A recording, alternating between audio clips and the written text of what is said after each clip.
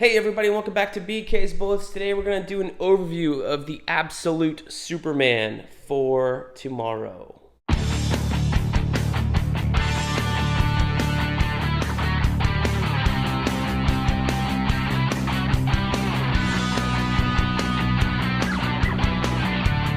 Hey everybody, welcome back to BK's Bullets. As always, I'm your host, Brent, and today we're doing an overview of this Absolute Edition of Superman for tomorrow. Yes, this is an Absolute Edition. This is one of two that I own. I only own two. I think they're a little bit big. They're a little hard to read. So I only own them if I really want them. And this one I own because it's Jim Lee, because the first one I own is the Batman Hush Absolute. So this is the trade paperback of this, which I forgot I had when I ordered this off of Facebook Marketplace or whatever. But this is the size comparison, basically. So this is your standard comic book size, standard trade paperback, and this is the Absolute Edition. It's absolutely massive. So again, I like the format here. I like the oversized format, especially when you got these like digital files and stuff you can blow up really easy. But I still feel like they're a little hard to read. You still have to lay them out on a table or something like that. Let's see if we can get this book out of the slipcase. The thing about these Absolutes is they all come in a slipcase. So it's nice, but if you're trying to open the book up, it's hard. So here's the back cover, the inside cover, the bookend, and then the inside. So this is kind of just an imprint of what's on the back cover, which is nice. It's got the letters on the side, this black leather, and then some Jim Lee sketching in here. So this is what Jim Lee did after Batman Hush, after that gangbuster 12-issue Batman run. Everybody said, "What's next, Jim?" And him and DC decided Superman with Brian Azzarello as a writer. I mean, Azzarello has written 100 Bullets. That was phenomenal. But here, just like Batman Hush, Jim Lee goes through the motions of figuring out how to draw Superman. Like Batman Hush, you can see his style in Batman change drastically from the first issue to the third. And I feel like he does the same thing a little bit here on Superman, at least on that origin story. But yeah, this is from, I think this was like 2005, 2006. I remember being in college and picking up these issues in single issue format. You got Superman having a talk with a priest, who I believe is one of like the main characters in this storyline. It's been a while since I've read it. You got Kyle Rayner in his Jim Lee designed costume here, which I love. So this takes place after Green Lantern 150 with Kyle Rayner. So this is pre-Green Lantern Rebirth era of DC Comics. So very, very old. Old for you, not for me. I remember reading this stuff. So here's the cover to 205. And this storyline never really took off. Like, Batman Hush is beloved because it's phenomenal. Superman for Tomorrow is not beloved because it's not phenomenal. The art is great at times, but you also have this kind of like, I'm not really sure what Brian Azzarello was trying to do. He's introducing some new characters to the mythos here. So it's kind of the opposite approach of what Hush did, where Hush was like, let's use every Batman villain in 12 issues that everybody loves. And this one says, let's not use the Superman villains people love, and let's show this guy with goggles and Wolverine claws going up against Superman that looks like an orc. A strange choice. Anyway.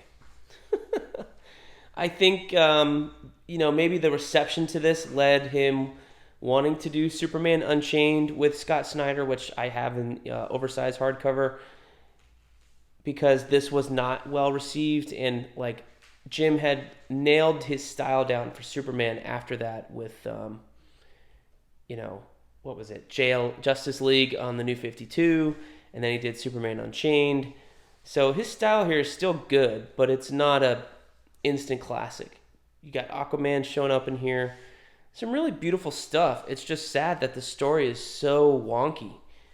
There's not really a through line. There's not really a main villain that you could tell at the time. And you get to the end of the storyline after he's done battle, with Wonder Woman, with this priest, with this Wolverine guy. Here's Batman making an appearance. everybody's happy. Oh, there's Batman going up against Wonder Woman here. She kind of reminds me of the design he had on All-Star Batman and Robin, which he does a little bit after this, right? So then you have the final issues, and fucking Clark Kent shows up, and that was weird. I never really understood that. And then you have General Zod show up. Yes, General Zod. And you're like, General Zod? What happened to Wolverine orc? Well, he's still there.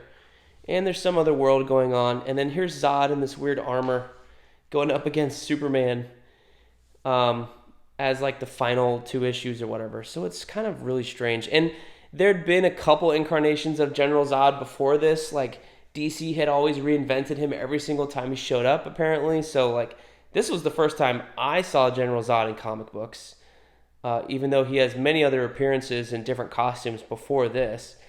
I knew him from Superman 2, And then after this, Jeff Johns comes in with The Last Son and completely, this is like 3 or 4 years later, introduces General Zod again for like a 6th time with a different costume, and this is completely wiped away out of continuity. Even if it did matter at one point in time, it didn't matter in the long run because they reintroduced General Zod with a new costume, with coming out of the Phantom Zone, all that stuff, and not whatever was going on here at the time. So it's kind of an all-out brawl. It's kind of sad that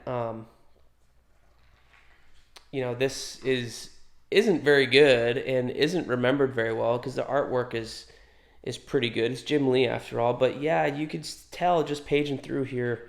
Again, this is the time where he has his Amazonian Mesoamerican fortress. You can tell it's just kind of it's not all there, Superman's face is kind of all over the place as you're paging through it. Like this mercenary guy who looks like Jim Gordon, he's consistent all the way through. But for some reason, Jim can never really nail down what he wants Superman to really look like. And so it feels like it's Jim Lee unsure of himself. You know what I mean? Rather than what we got in Hush or what we get in, Superman Unchained or Justice League with the New 52. So as far as quality of Jim Lee's artwork goes, this is middle of the pack kind of thing, and that's sad. This has got an absolute treatment, but I think this got an absolute treatment to piggyback off of the success of Absolute Hush. So that's my overview of the Absolute for tomorrow. There is a couple of extras. There's a beginning and an afterword and some sketches, some Michael Turner cover. This is what Volume 1 and Volume 2 of the trade paperback was. And here's some other magazine covers, a sketchbook, that kind of thing. Not great, but it's there. Anyway, I don't think this is Jim's definitive Superman story. I think Superman Unchained is his definitive Superman work. I wouldn't look at this as definitive because it's kind of rough, honestly. Superman Unchained makes a little bit more sense, even though it's New 52, if you want to count that against it. I don't normally. But that at least makes sense. This one I had a hell of a time making sense of, reading it the first time, the second time, and even the last time I read it. So good luck with that. So Superman for tomorrow, that's my overview. Let me know down below what you thought of Superman for tomorrow. Is it your favorite Superman story? What am I missing here? Let me know down below in the comments, and we will see you guys next time in the Funny Pages.